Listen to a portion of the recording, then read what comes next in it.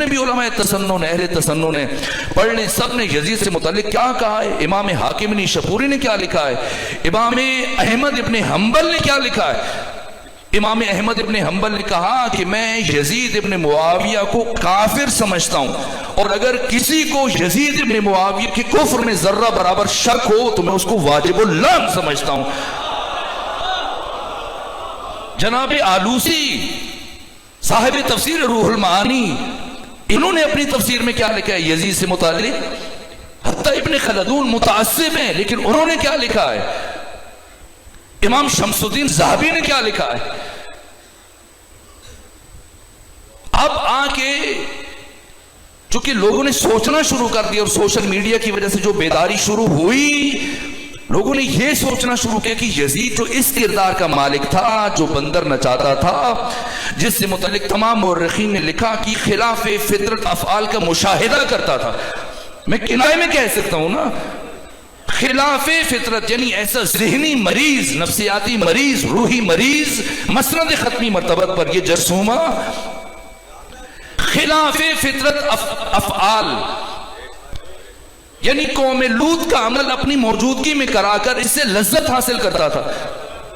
اور ایک مستشرق نے، غیر مسلم دانشور نے، مفکر نے لکھا ہے، کہا کہ یہ جو ایڈز کی بیماری چلی ہے اس دنیا میں، اس کا آغاز، اس کا نقطہ آغاز مسلمانوں کے ایک حکمران ہے جس کا نام یزید ابن معاویہ ہے، کیونکہ انسانوں سے بڑھ کر اس نے جانوروں تک تجاوز کیا۔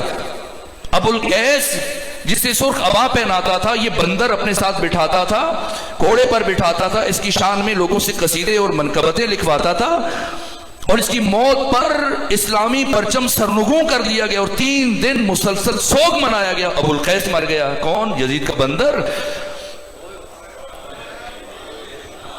لیکن آج کا باشعور نوجوان یہ سوچنا شروع ہو گیا کہ بالآخر ایسا تو نہیں ہے کہ یزید اچانک سے اٹھ کر پیغمبر کے منبر پر آ گیا، جہاں سے پریشانی شروع ہوئی، ورنہ آج تک اسلام کی 1400 سالہ تاریخ میں کسی ایک محدث نے، کسی ایک مورخ نے، کسی ایک دانشور نے یزید کی حمایت میں ایک لفظ نہیں لکھا ہے۔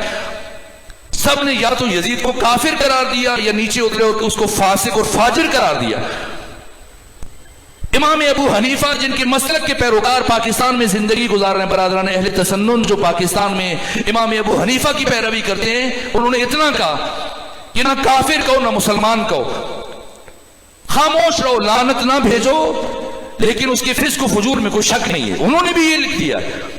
کون ہے جس نے یزید کے فسق و فجور میں شک کیا ہے؟ شارب الخمر ہے، بد کردار ہے، محرم رشتوں پر تجاوز کرنے والا ہے، وہ ماں جس نے جنا، وہ بہنیں جو اس کے گھر میں تھی، 3 سال حج کا امیر بنا کے بھیجا باپ نے، اور پہلی مرتبہ ایک مرتبہ امام حسین سے اس کی ملاقات ہوئی اور جو گفتگو ہوئی، وقت ہوتا تو میں عرض کرتا، دوسری مرتبہ اس نے پیغام بھیجا امام حسین کی طرف، آئیں بیٹھیں کچھ بات کریں۔ حضرت نے فرمایا میں تجھے لائق کی گفتگو نہیں سمجھتا۔ لیکن سوال یہ ہوتا ہے کہ آخر کیا ہوا کہ یزید جیسا مجسم نجاست کس طرح سے ختمی مرتبت کے منبر تک پہنچا ہے؟ یہ سوال ہے۔ اس سوال نے آج کے ان ملاؤں کو پریشان کیا، اور اس سوال کو ذہنوں سے ہٹانے کے لیے کسی حد تک یزید کی وکالت کرتے ہیں اور پھر کہتے ہیں بات یزید تک نا، ہمارا یہ سوال ہے، ہم یہ بات پہنچانا چاہ رہے ہیں۔ ہم صرف یزید کی بات نہیں کرتے، ہم سارے شجر خبیثہ کی بات کرتے ہیں۔